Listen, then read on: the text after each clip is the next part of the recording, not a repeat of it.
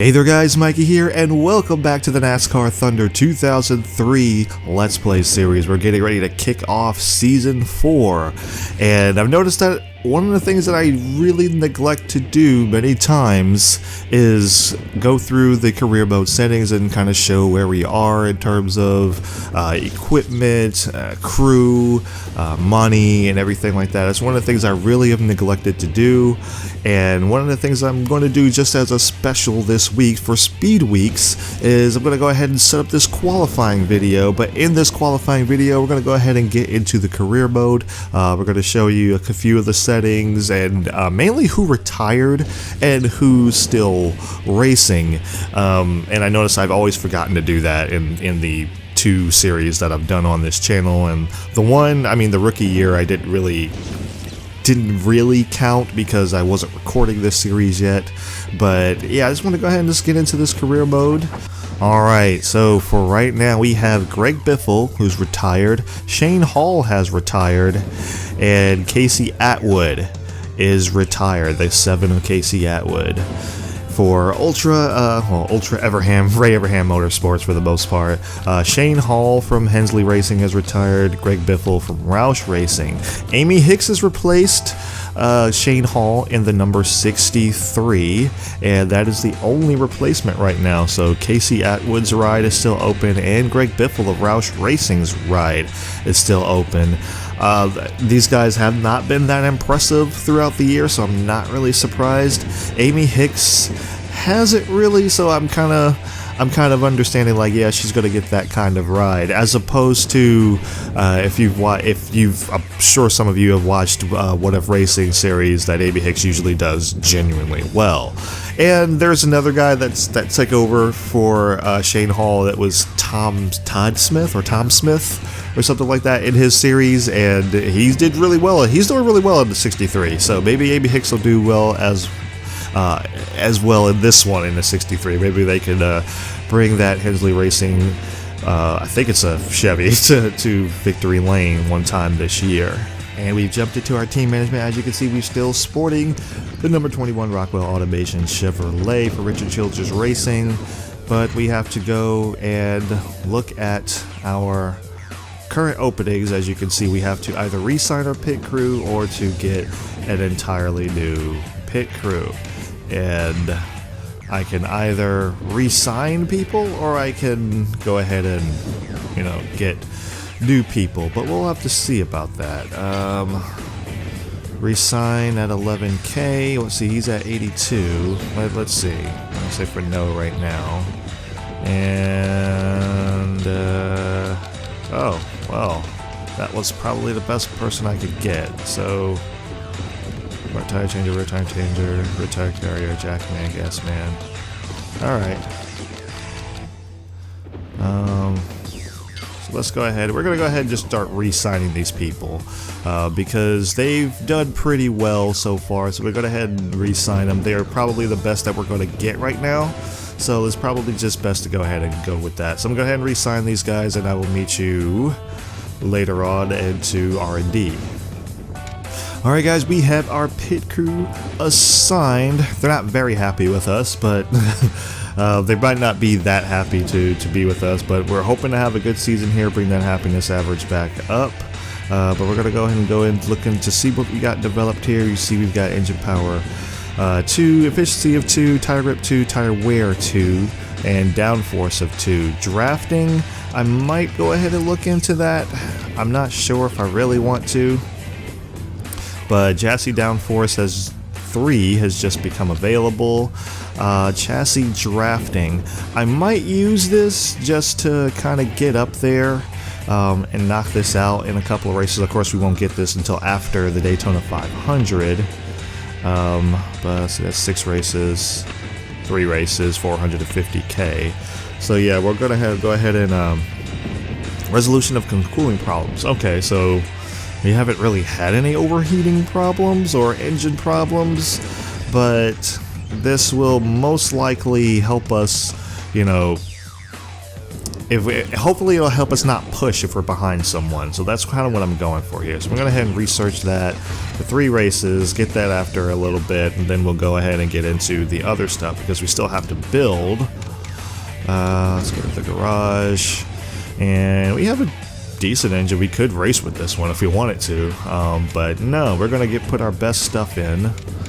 So let's go to our engines, let's see what we got so far. We know we probably have to build a new one, and we'll have to overhaul a new one. But let's see what we got here. So we're gonna go ahead and get one built. Let's go ahead and do that.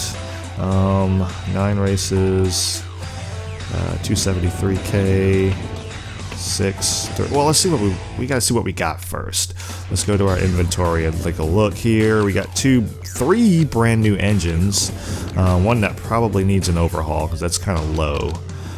This one that I've got right now, and so this one will probably last about 2 or 3 races. That was going to last 2 or 3 races. You need an overhaul. Your power is kind of low. The power of this guy is yeah. So this one will probably get a repair. I'm probably going to overhaul this one because it's the highest right now. And that's what we'll go ahead and do. So let's go ahead and get one built. Power estimate 75. Yeah, I kind of like that. Alright, $818,000. Man, you guys are getting more and more expensive every year. You know that? But, oh, wait a minute. I need 6 races. Alright, you need to be done after 6 races because I have I got enough to get me there. So let's go ahead and do that. So let's build that for 6 races. And then we will have to overhaul. And I'm thinking we'll overhaul this one. If we overhaul this one, we'll get it up to 72, efficiency 75. Let's go back. Let's look at, can I overhaul this one? 73, 75. And then it's in Amelia right now. What about you? 73, 75, 80. So both of you would probably hit about that. Wait, did I hit this one? Yeah, 73, 75, 80, and 93 is going to be 74, 75, 80. So if I restore this one, this is one in stores right now, I'm going to go ahead and overhaul this guy. For 6 races? No. I want to do 2 races, 517, 4 races, 345. Yeah, let's go ahead and do that. We'll do 4 races. We'll overhaul this one. And let's go ahead and go to our chassis. We're just going to go ahead and look up here. Let's look into building one. Yes, we need to go ahead and do that. Got 1.6 in the bank. So that'll get me down to 1 million. But I'm just gonna go ahead and go out on a limb and say we're gonna win the 500. I'm gonna go to, unless something really ridiculous happens. But at the same time, I need to look into that. So we're gonna get tire grip's gonna be really good. Tire wear is going to be really good. Downforce drafting's not that great because I haven't gotten anything with drafting yet. But let's go ahead. Let's do this. Let's do this. We'll do that for 683. That's gonna put me under 1 mil. But that's fine because I just need to look and see what we got in the inventory. We got 2, 3 that are good right now. One that's kind of okay, but let's go ahead and I'm going to say this guy. This guy's in Amelia right now. Let's see, we have tire grip 68, 74, 73, 63, 75. Alright. What about... You've got the best tire grip right now. What about you? You're all in the 60s. What about you? 69, 72, 66. It's not really... You got some of the best results right there. This one does. But... And I wanted to see if I could do anything to you. That's not really going to help anything. Yeah, you're kind of stuck where you are. Alright, so let's go ahead, let's overhaul this guy who's in Amelia right now. Yeah, let's go ahead and do this one. So we'll overhaul that one. And let's get it up to snuff. I see, I got about 2-3 races per chassis. I'm going to get that guy in a little bit. So I'm going to get a newer one in a little bit. So I'll probably do this one for 6 races. Because I can do it in 2. But I'll do it for... actually, no. I'll do it for 4. Yeah. 4 races. Let's get, get stuff out pretty quick. We've got the money to do it now. So... race car's missing. Oh, yeah. I got to go ahead and fix that. Let's go rebuild old Amelia. No, I don't want to build a car. I want to... oh yeah, that's right. It's been a while since I've been at this game, so no, this is not what I want to do. I want to modify Amelia. There we go. Okay, so let's go ahead and select our engine. We're going to put the best possible one in there. Let's go ahead and select the chassis. We're going to put the best possible one in there, which is you. And you'll carry us all the way to there. So Amelia's at 100% car rating of... Let's see it. Yeah, apply changes to car. What is our actual rating? It doesn't show us our rating here. But we got a power, 75, efficiency, 75, durability, tire grip, tire wear, 69, 70, downforce, 68, drafting, 63, but we're not really worried about that at a super speedway. But yeah, let's go ahead and back on out of here and let's go get to qualify. I know it said Budweiser shootout up there, but that's going to be another video that you've already seen. But let's go ahead and get into qualifying. I will see you there. Alright guys, so before we start, we're going to go ahead and get into the car setup and show you what exactly car setup that I usually use for Daytona. As you're going to see here, I have plenty of custom setups as soon as it's unloading. Yep, I have plenty of custom setups for particular tracks. I have the low downforce setup, which I usually use, but I have a particular one that I'm going to use for the restrictor plates. I am going to implement the low downforce, but first things first. I got to do one thing at a time. Now, I see I have manual transmission. Manual transmission is very good at restrictor plates. If I make any recommendation to you whatsoever, make sure you choose manual transmission at restrictor plates. The reason for that is because, actually I'll get into that in just a little bit. Tire pressure 23, suspension, and I'll lower this down to about 35, and then I'll raise, no, 35, and I'll raise this one up to 75.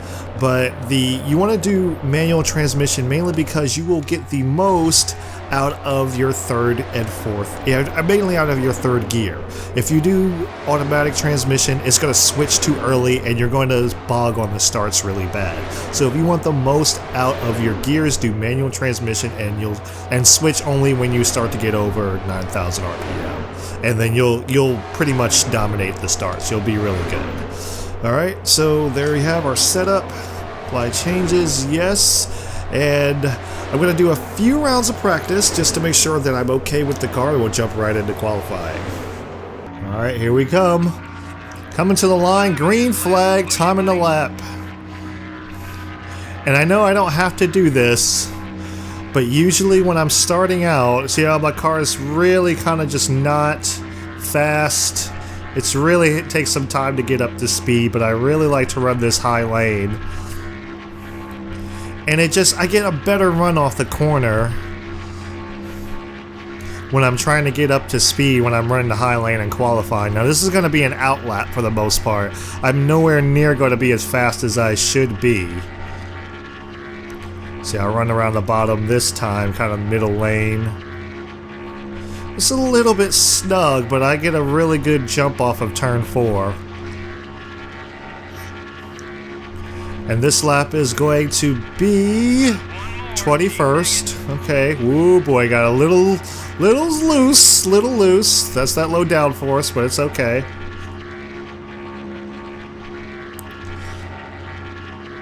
I don't think I've ever qualified anything. I don't think I qualify anywhere near as bad as 21st in the Daytona 500. I think I've always qualified in the top 10. I believe so. I have to go back and check my rookie. No, my sophomore year. I have to go back and check that. Right around the bottom, all the way through turns 3 and 4. Scrubbed off a little bit of speed there, but that's okay. And we should be coming to the line. Let's see where we're going to put this Chevrolet. Yep. Pole position, baby. That's what I'm talking about. Alright guys, so that pole position is going to put us in duel number 1. We will be in duel number 1. That's going to premiere on Friday. You can catch that sometime in the afternoon. I believe it's going to be at 2:30. Excuse me. But yeah, I believe that's going to be at 2:30 on Friday afternoon, and you can catch the duels then. Actually, there's only going to be one duel. I plan on winning it. I'm pretty sure that I will. I don't necessarily have to run the duels because I'll still be in the first place. I'll still be on the pole when the race starts. But I just want to because it's Speed Weeks. You gotta run the duels. That's just something that you have to do. You have to run the Gatorade 125. So that's what I'm going to do. I'm going to run the Gatorade 125. But until then, guys, thank you so much for tuning into this little side mission episode.